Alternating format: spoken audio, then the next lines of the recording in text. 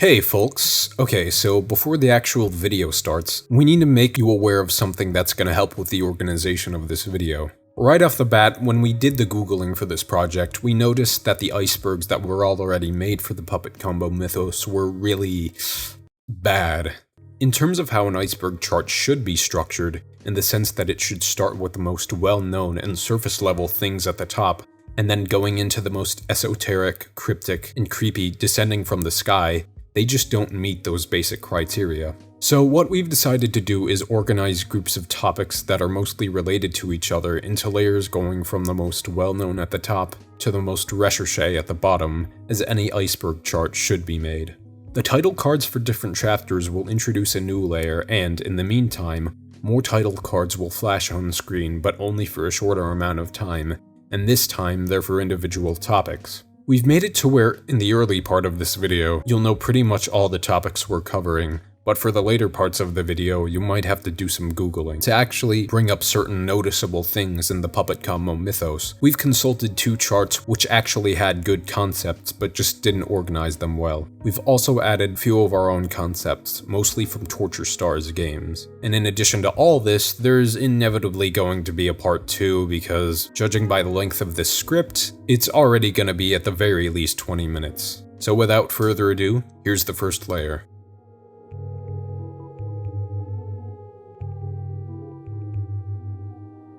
This is the layer that consists of stuff everyone remotely familiar with Puppet Combo's work knows about.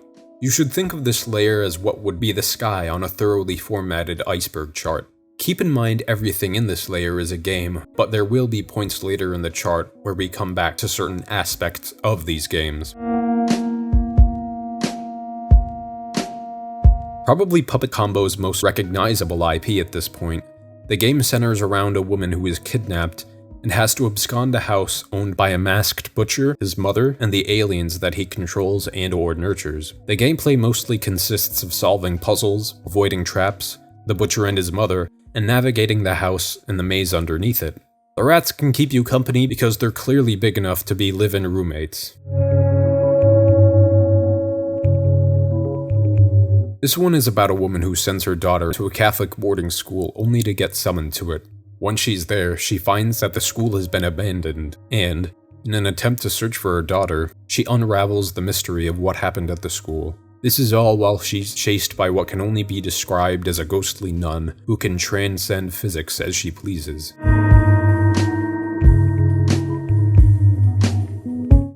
Prior to the release of Stay Out of the House, this was probably the most well-known game by Puppet Combo because it had gained tons of infamy among fans of Let's Players. This was most likely due to the game's brutal jump scares that would have gamers screaming at the top of their lungs every time the driller killer spawned. The game revolves around a girl who gets into a car crash, and in an attempt to use a phone, she gets trapped in some sort of factory/orphanage building with a homicidal maniac who has a power drill and the brain of a child. Lovely. The last piece in this layer really rocketed Puppet Combo to recognition and stardom in the indie development sphere. This game revolves around a babysitter watching over some bratty kid all while a homicidal sanitarium escapee tries to break into the house and kill everyone inside. And no, unfortunately, there's not an option to sacrifice Billy so you can spare your life. The gameplay, which is in third person, consists of finding items that'll eventually get to a point where you can gas up the car and escape with Billy, unfortunately. Along the way, you can get stuff like bullets, which will buy you some time if you shoot him before the final boss fight, but most of the challenge consists of getting used to the controls, getting the camera oriented, and navigating through the house. Sadly, it never gives you the option to shoot Billy, but in another game, Puppet Combo gives you the option to shoot as Billy. More on that later. But we don't want you getting the impression that the game was garbage, because it's mostly the opposite in terms of its quality actually. The scares are absolutely fantastic when they come. When the lights go out, it provides such a foreboding atmosphere. The puzzles are challenging enough to where they'll keep you guessing and engaged, although they are a bit cryptic at times. The score is killer, and the ending just ends things off in fireworks. This too got a lot of attention from Let's Players back in the day, mostly because when they got scared, they started singing Grammy-worthy notes. Not only that, but the whole retro/VHS/low poly vibe of the game was one of the big things in gaming that kicked off the whole aesthetic we associate with Puppet Combo today. The game paved the way for gamers to take a look at the Power Drill Massacre, and then most of the developers' reverence started from there.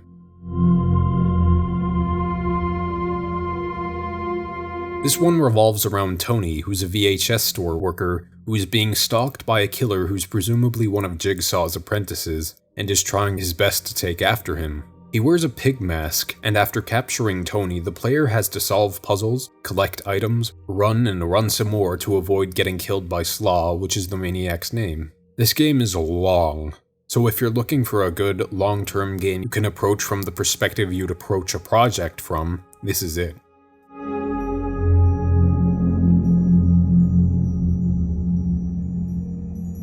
Think of this as what many call the surface of an iceberg. For the sake of this video, it's going to include material that people who are marginally into Puppet Combo's mythos, but haven't taken anywhere near what could be thought of as a deep dive into the lore. This was another one that was circulated somewhat widely among Let's Players because by the time it came out, people were really paying attention to Puppet Combo's work. Not only this, but it sparked people's interest because it was the first game of theirs in which gamers play as the killer instead of one of their victims. But it's blatantly obvious that Billy is a victim in his own right because he's being coerced by a much greater force. Cue the X-Files theme. More on that later in the iceberg. 90% of the game mostly consists of Billy waking up, putting the mask on, shooting people dead, bringing them back, and feeding the bodies to the pit to summon a goat presumably made of the flesh of the dead. Real subtle symbolism. As the prologue to Stay Out of the House, it follows a gas station clerk by the name of Deborah, and up until the release of Stay Out of the House, this got some attention because the reactions to the big jump scare were absolutely hilarious from YouTubers and streamers. The brief game has the player do some rudimentary store maintenance work and then get knocked out by the butcher. This game is a true piece of horror because it makes you work at a gas station. Oh yeah, there's also the giant killer guy when you least expect it, but when you realize you work at the low-poly game equivalent of a shell, we don't know about you, but we're sure we'd want someone to come and kill us. And yes, we realize Deborah's significance in Stay Out of the House and how she interacts with Roxanne, but trust us, we'll get to that later in the iceberg.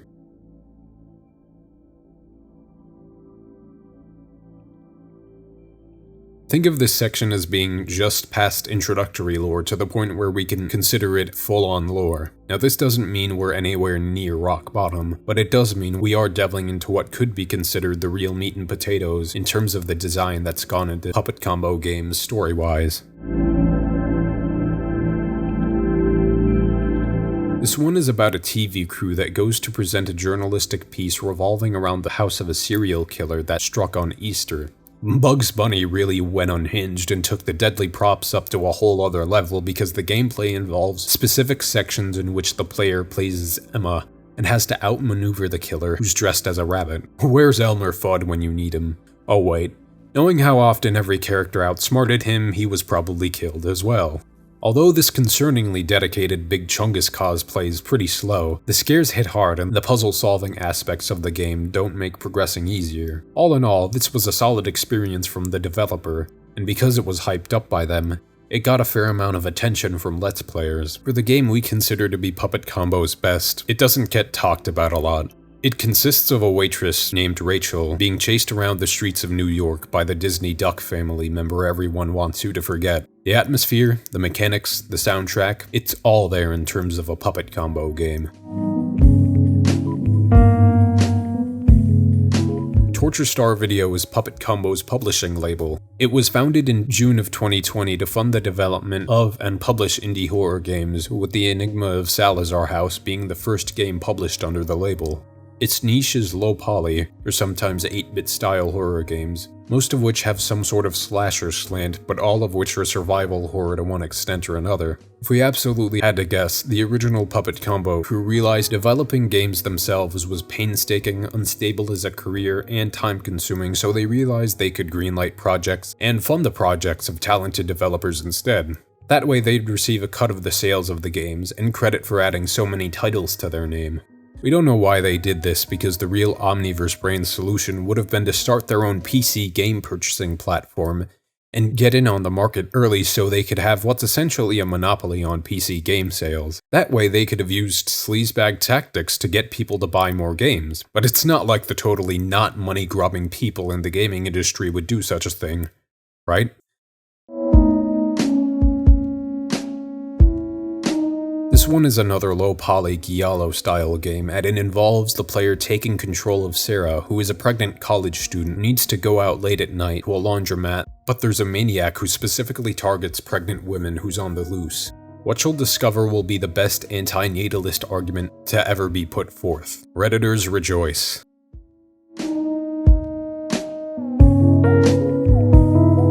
The Booty Creek Cheek Freak, or BCCF as an initialism, is a short comedic piece by Jordan King, and published by Puppet Combo.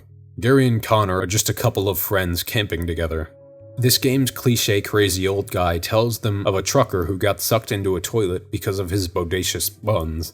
Now if someone takes a dump on the floor in the same bathroom, the cheek freak will appear and rip off his victim's cheeks. The horror showcased here will make you never want to think about a full moon again. This is a zombie survival horror game by not only Jordan King, but Henry Hoare. In this game, all David is trying to do is live a quiet, stable, normal life, but all that's interrupted by the city he lives in being overrun by zombies. David's fight will prove to you beyond any doubt that the dead should be left to rest in peace.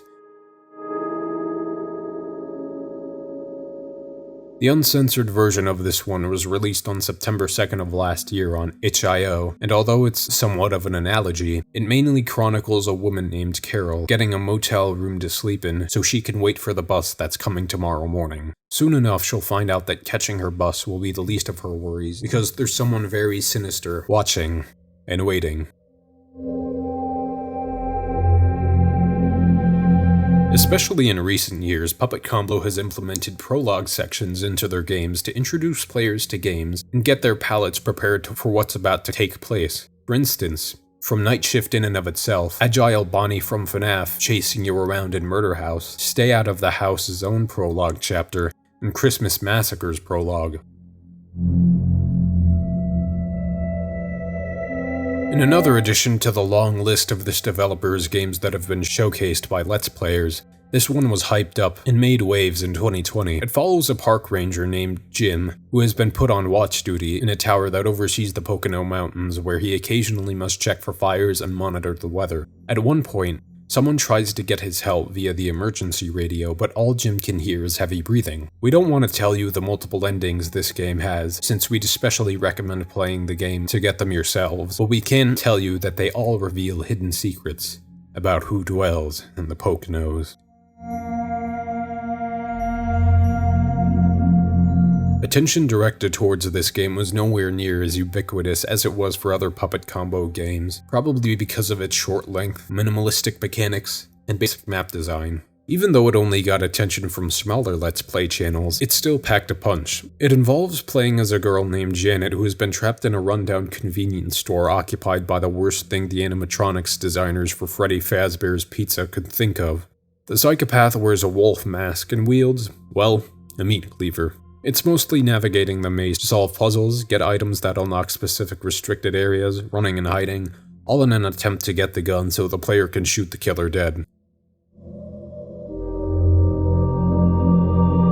If you've been a fan of much better known horror franchises and have just gotten into Puppet Combo recently, this one is going to make you go wild. This game mostly consists of the player controlling an indentured servant girl named Margaret as she tries to escape the mansion of Dr. Edward Sullivan. Sullivan is a mad scientist who got PTSD from World War I, and because of this, she has been experiencing visions of an eldritch god. He attempts to surgically resurrect the dead so the god can possess an avatar, but he consistently fails and ends up just littering the ground with corpses.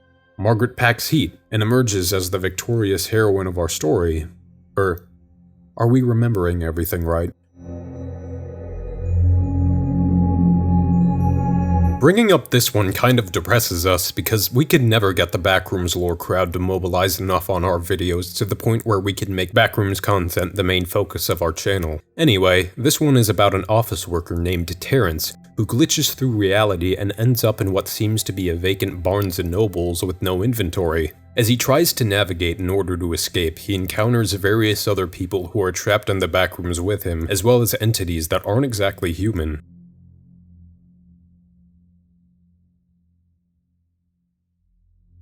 This is the portion of the iceberg that consists of material really hardcore Puppet Combo fans are familiar with. Think of yourself as a highly learned, low-poly indie horror enthusiast if you know your way around this one. We should also mention that as we get more towards the middle of this section, you're gonna see a lot more theories about Puppet Combo's lore and a lot less of their signatures or products.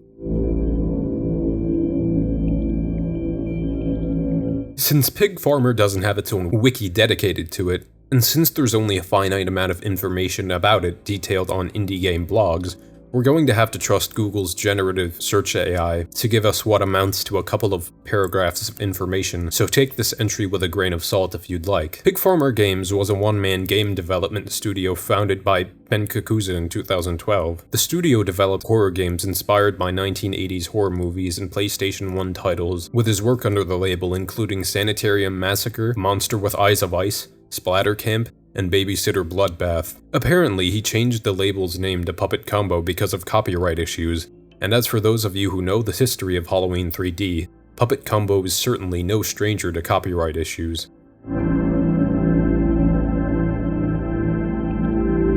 Alright, so we didn't want to make a sub-entry for Pig Farmer's seemingly abandoned social media profiles, because we feel as if the structure to this already convoluted mess would get even more confusing, but here it is. As far as we know, Pig Farmer had both a YouTube channel and an X. Wait, no, by that we mean he had a Twitter account under that brand's name. God, that was the dumbest rebrand ever. Anyway, the channel has videos featuring updates and trailers relating to video games under the Pig Farmer label. Now that's nothing out of left field for any game developer, but the peculiar thing is, the brand name Puppet Combo has its own separate YouTube channel and Twitter profile. What we think would typically happen with a rebrand like this is the channel owner would change its name, profile picture, and banner, but for whatever reason Puppet Combo decided to make entirely new social media accounts. Maybe he was going for a completely different aesthetic, or he wanted to leave each name with its own IP, but anything besides confirmation is purely theory.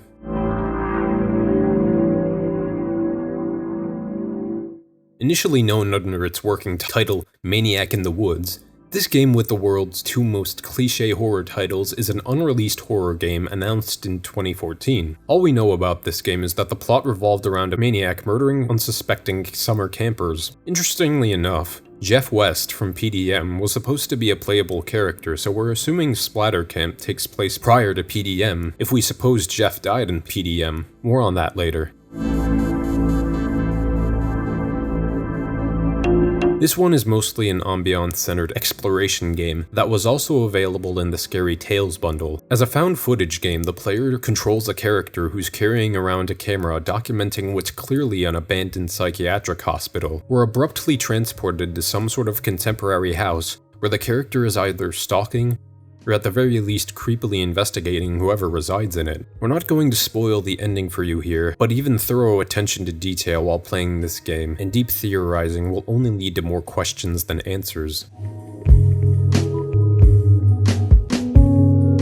Those of you familiar with the origins of a certain holiday widely celebrated at the very end of October will know why this game has its name. It's a shame this game didn't get as much coverage from Let's Players as we think it should have, because it's just so fascinating to look at, and the biblical prophecy style sort of witchcraft angle on it takes on things that will make for a good prologue to a game, and or a full-length game. On Halloween night, Alice is trick-or-treating with her younger brothers, but is told not to talk to strangers if she can avoid it, and to stick to the trail.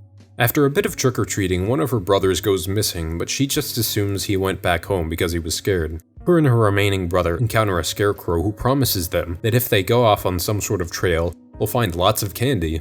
Apparently the low-poly Blade Runner-looking world equivalent of a pedo van doesn't seem trustworthy to Alice, so she decides to continue on the path they were already going on. Alice's other brother also disappears and then decides to go off on the Scarecrow's recommended trail, and by now we'll say what everyone is thinking. And the Darwin Award for Puppet Combo protagonists goes to... Yeah, not being the brightest bulb, you can see where this kind of thinking, or lack thereof, gets Alice. We don't know whether it's easy or hard, being apocalyptically stupid.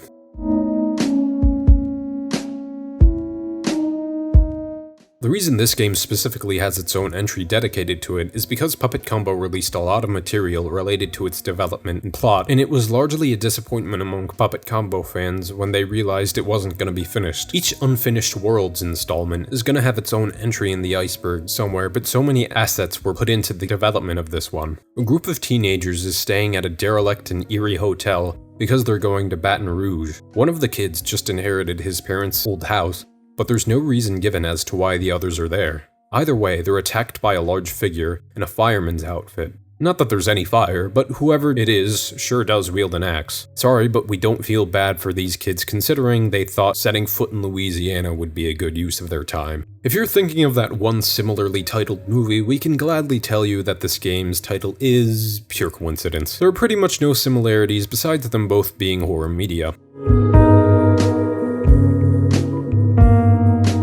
This one is a really short 8-bit style 2D horror game developed by Jordan King and published by Puppet Combo. The graphics fall right on the line of Atari's graphics, and yes, we're obviously talking about the 2600 era and the NES's graphics. You play as an unnamed woman who decides to visit a graveyard at night. Not even she knows why she's there, but she's determined to be, and it seems like whoever's dropping her off is looking out for her well and is giving her sound advice. And in addition to telling her what not to do, the person gives her some sort of pipe or a crowbar. While traversing the graveyard, she has to kill various monsters that all seem to be zombified by a certain entity. She eventually comes across a house with more monsters in it, but no matter what, tonight it follows. And since there's no escaping once it does, running is futile. This one is another 8-bit sort of MS-DOS style game, but a modern take on it. A young girl named Claire is in a search party after her brother has gone missing. While searching for him, she gets almost completely lost in the woods, but fortunately, there's a house up ahead that could possibly help her. Does this PC game premise sound familiar? The Unfinished Worlds series are anthology compilations of Puppet Combo's cancelled games, with Volume 1 being the first. The first game goes by the name of Distant City, with the story being unknown. However, the player takes control of what appears to be a knight, or a samurai who's colored dark. He appears to have the ability to fight against crystal spiders. Yeah, kind of a mindfuck this one, but nothing that stands out in the series. After that, there's Foggy Fishing Village, and it's just Jeff having the ability to walk or run around a fishing village. The next one is Clown Motel, in which a red-haired girl tries to escape from a motel that seems to be infested with alien clowns. Yeah, PC does like to keep on going back to clowns throughout his development career, doesn't he? After that, there's Vigilante, which seems to be taken straight from the Manhunt series, judging by the looks of things. The player controls a man in a windbreaker and roams around a certain building, attempting to kill the henchman of a mafia boss. Literally all it includes is just stabbing people and axing them. Well, as far as we're concerned, that's the end of this chunk of the whole Puppet Combo Iceberg, and as you all could have predicted, this is going to need a part 2 because the script for one video has gone on for far too long.